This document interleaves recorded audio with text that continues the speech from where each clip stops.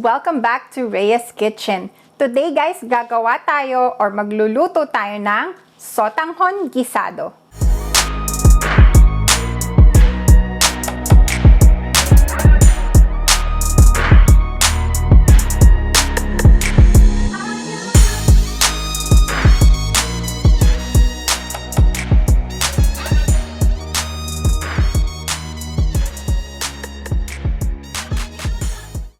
So yes guys, today magluluto tayo ng Sotanghon Guisado. Ano ba yung Sotanghon Guisado? Napakasimple lang nito.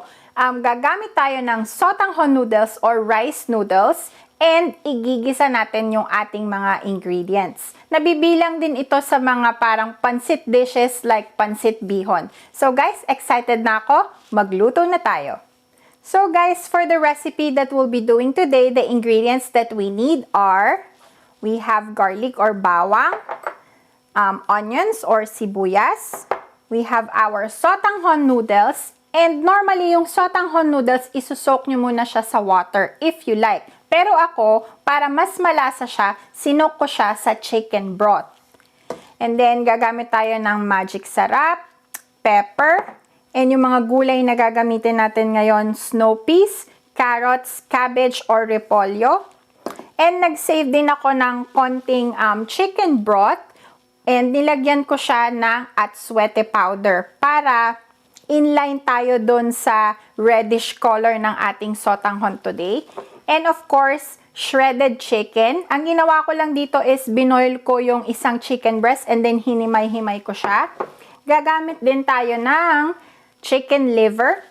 And for our other seasoning, gagamit tayo ng dark soy sauce, patis, and oyster sauce. So guys, umpisahan na natin.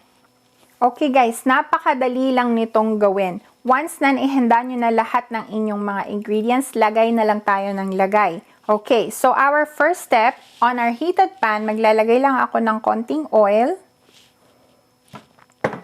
And then, ilalagay ko yung ating chicken liver. So, basically, ipiprito ko muna siya. Siya yung pinakauna.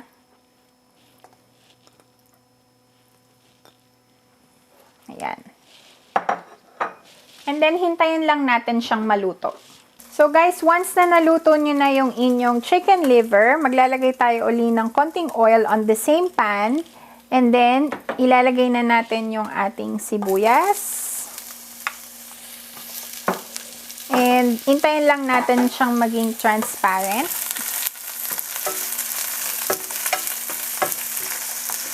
Kaya ako ginamit yung same pan kasi gusto kong makuha yung flavor nung prituhan ko ng liver. So once na okay na yung inyong sibuyas, pwede nang i-add yung ating bawang. And again, igigisa lang uli natin.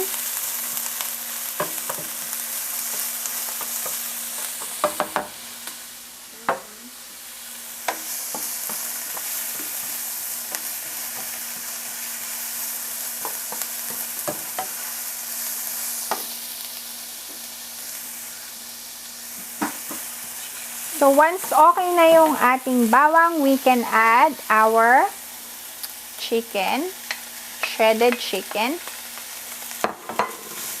And then, pag pansit talaga guys, ang ginagamit ko normally is yung pork belly. Pero itong sotanghon kasi nasanay tayo na talagang chicken yung ginagamit. And ang gagamitin kong pampalasa dito ay, of course, a little bit of patis. Ayan.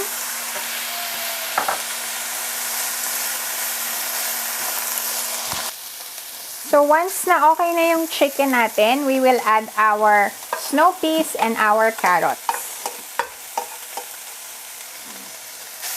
Ihalo lang natin and at this point, mag-a-add tayo ng konting magic sarap.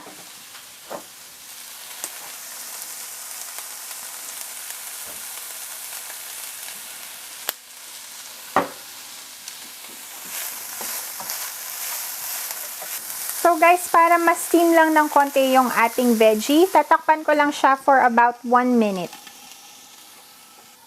So guys, after 1 minute, ayan, medyo na-steam na yung ating veggie. Yung next natin is i-add na natin yung ating na-soak na sotanghon.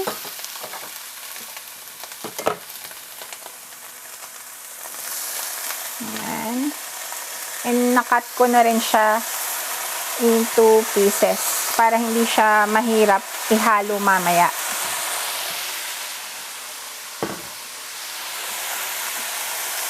So, ihalo lang natin siya.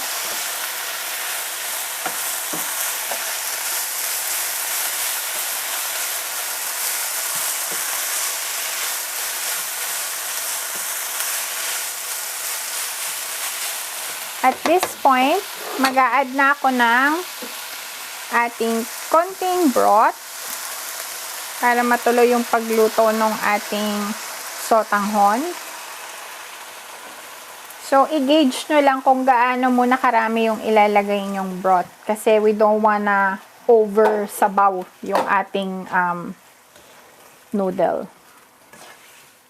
So, once na nakita nyo na kumukulo na siya, mag-add na tayo ng inyong oyster sauce. And a little bit of our dark soy sauce. And then, ihalo lang natin siya ulit. So guys, pwede pa kayong mag-add ng konting water if you need. And then your seasoning, of course, kung kailangan nyong i-adjust. At this point, ilalagay ko na yung atay. And hiniwa-hiwa ko siya. Ayan.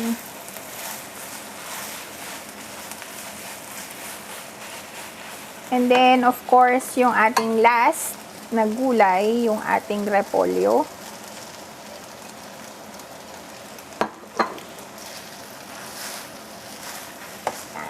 And then, ihahalo lang ulit natin.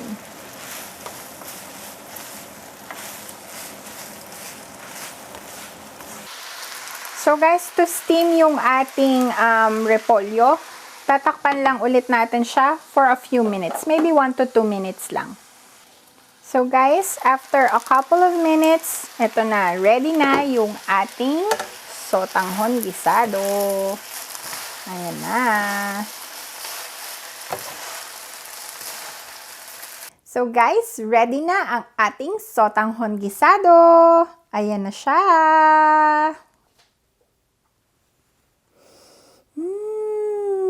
Ang bango.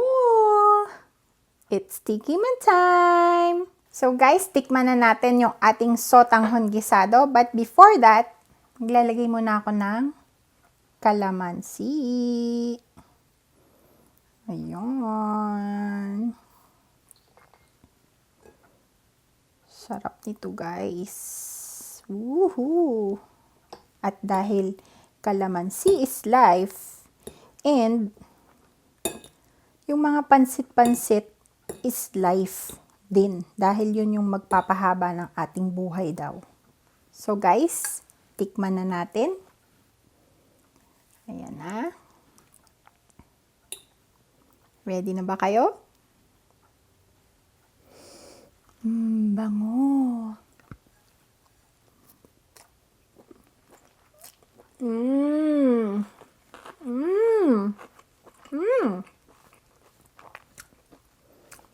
Ang sarap guys. Isa pa.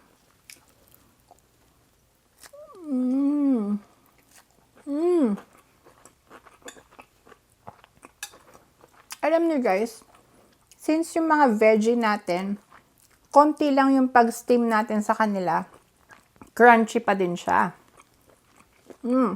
Ang sarap. And tamang-tama yung pagkaluto ng ating sotanghon noodle. Tignan naman natin siya yung meron siyang atay. Atay ng chicken. Ready?